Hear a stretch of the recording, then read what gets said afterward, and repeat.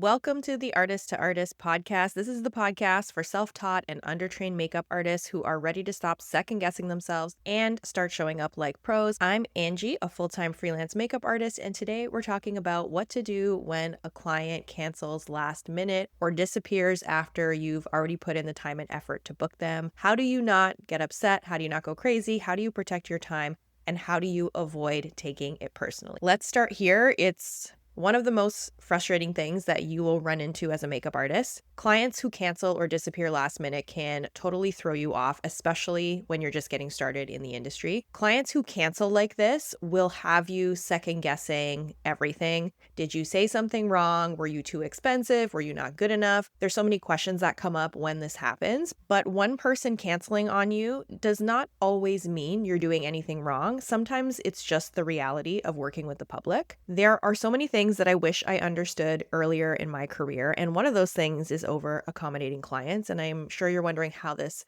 connects to the topic of this podcast, which is what to do when clients cancel, but just bear with me for just a second. There were so many times where I did so much more than I needed to because I didn't want to lose a booking. Sometimes it was because I needed the money. Sometimes it was because I thought that doing a specific booking would open the door to something else. And every time I did that, those clients ended up pushing me further. And what I mean by that is they'd ask me to do things like, oh, can you just touch up my hair? Can you just do my friend's makeup too really quickly? They knew I was kind of bending to them, so they kept asking for more. I always walked away from those jobs feeling really used, feeling like I gave so much more than I got. And for me personally, when I feel undervalued, I hate that feeling. And that's one of the reasons why boundaries are so important to me now. I will be honest, it's very hard at first to lay down those boundaries, whether it's with your booking process, whether it's what you're doing in person with your clients. You want to be nice, you want people to like you don't want to lose a client. But when I think about the clients that I've enjoyed working with the most, they have always been the ones that have respected me from the beginning, the ones who treated me like a working professional,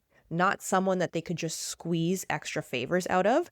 And anytime I ignore the red flags, like asking for more in a booking is one of them, it did not end well. And let's talk about those red flags for a second, because a lot of the times your clients are going to tell you how things go with your booking, with your relationship with them before you even meet them. So I would say some of the common early warning signs that a client may cancel or ghost are the following: delayed or kind of incoherent replies where you're like, were they typing this while driving? Like, what is going on with this reply? Really vague answers to the questions that you're asking. I think if they chat with you and right away they're asking for a discount, huge red flag. Bringing up other artists and their experience with other artists who have charged less, maybe, red flag. And then asking a bunch of really important questions way too close to the appointment, like the day of or the night before, where it sounds like they're kind of freaking out and unsure of the booking. These are all things that have come up for me as red flags repeatedly in my career. And I'm sure some of you are listening right now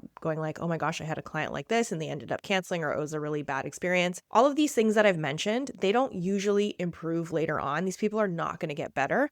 And if you're ignoring your gut feelings and your intuition because you're scared to lose a job, I totally understand. But what I can tell you is that these are not the clients that you want long term. Even if they book once, they're likely to move on to someone cheaper, more flexible later on. And the more you accommodate, the more you look desperate, the more you look inexperienced. And whether you mean to or not, this is how clients are perceiving you. I also think it's important for me to add that there is a difference between offering really great service and being overly accommodating. And when you're newer, it is very easy to confuse the two. There is a very thin line that separates the two. This is something that you will probably continue to struggle with throughout the duration of your career. I know that is something that I struggle with still to this day, but being professional doesn't mean saying yes to every single thing. It just means being clear about what is included with the rate, with your service, and really just sticking to that. You can still be warm and friendly and kind to your clients, but when you start maybe shifting your entire schedule last minute,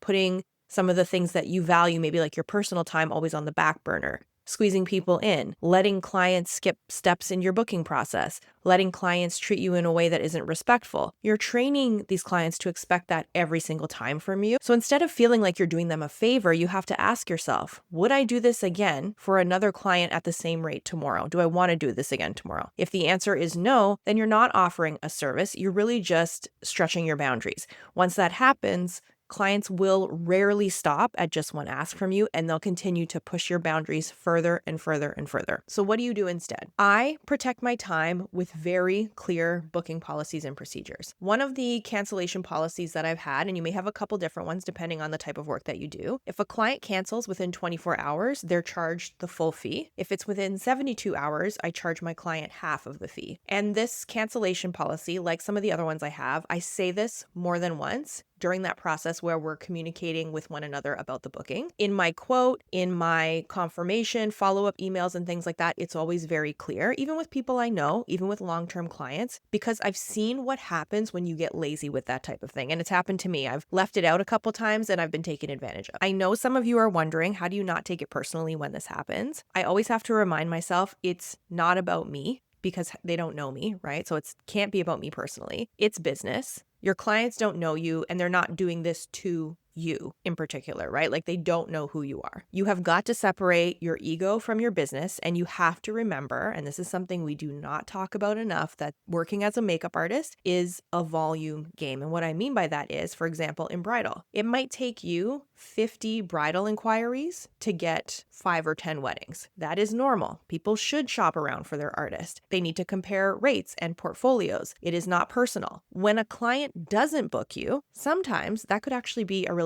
good thing, especially if someone is not the right fit. And if they aren't the right fit for you, this is very hard to do in the beginning when money is tight. I understand all that, but you do have to let these clients go because it's going to be the best thing for you long term. I also think it's important for me to remind you that one bad experience is not going to define your career. It's not going to define your reputation. I think what matters more is the pattern of behavior. If you're mostly working with respectful clients, you're doing something right. But if you're constantly getting no-shows, cancellations, weird energy, clients just not respecting you at all, you eventually have to ask, what am I putting out there? What does my booking process look like? How am I presenting myself? What is the tone in the messaging that I'm putting out there to my clients? Because clients really do respond to how we show up. Sometimes MUAs don't realize how much their tone in emails and DMs shape how they're treated and how other people perceive them. I see this with DMs that I receive. I think if you are sending out messages to people and they are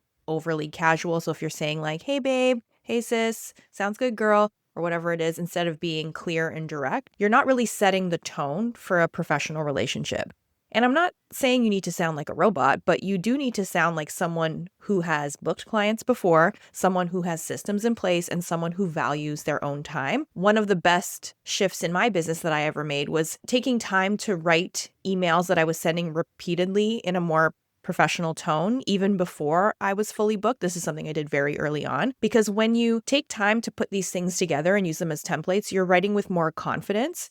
And then you can book with more confidence as well. And when clients are asking you for your rates, your booking policies, or whatever it may be, you have something already in place that you can copy and paste so that when you are messaging, you're getting out all the information you need to get out in a way that's professional, in a way that's quick. Because as we know, sometimes it's the first artist that responds that gets the booking. And I have seen with myself and even how I spoke to people then versus now, that tone and messaging is really important, and it really does affect how people treat you. I think if you've ever been ghosted or canceled on last minute, or just have had a client totally hang you out to dry because you didn't listen to your gut, you are not alone. It happens to all of us. It happened so many times to me when I was first starting. The way I look at it now, it's really more of a sign. It's a reminder for me to tighten up my policies, to get more clear in my emails, and not to feel bad about having boundaries, because I get so frustrated when clients do this to me that I don't want to go through this again with somebody else. So when these things happen, for me, it's very motivating because it's a feeling I really hate to experience. And you can't control every client, but you can control how you protect yourself. It is your business and you operate under your rules, and you set the tone for how clients are going to treat you. The best part about all of this is that it gets so much easier with practice.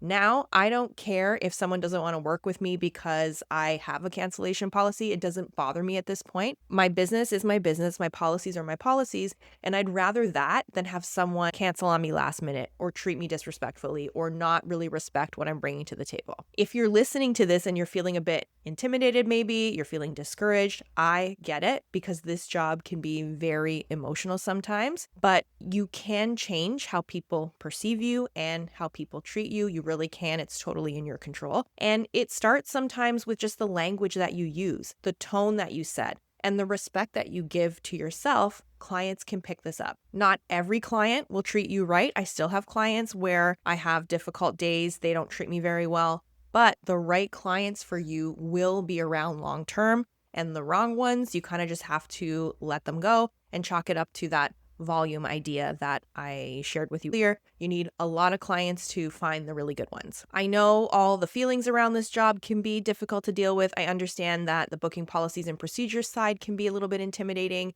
And I think it's hard specifically when you don't have someone that you can run to and ask about these things, which is why I'm sharing this episode with you. This is also why I have the Artist to Artist membership. Inside the membership, I always share my email templates when I have difficult clients that I need to, email and handle. I talk about guidance on setting boundaries. I also cover topics like your branding and communication and all of that stuff. Everything in the membership is what I wish I had when I started, because I did not have the opportunity to speak with a mentor or have anyone that I could communicate with as I was building my business. And I will include the link for you to join the membership in the show notes. It will be there for you. To wrap up this episode, it's really important to value your time, protect your time, communicate clearly with your clients, and stop feeling bad for running your business like a business. You deserve to work with clients who respect you, and it starts with you respecting yourself. And if you think there is someone that would definitely benefit from hearing this episode, please feel free to pass it along,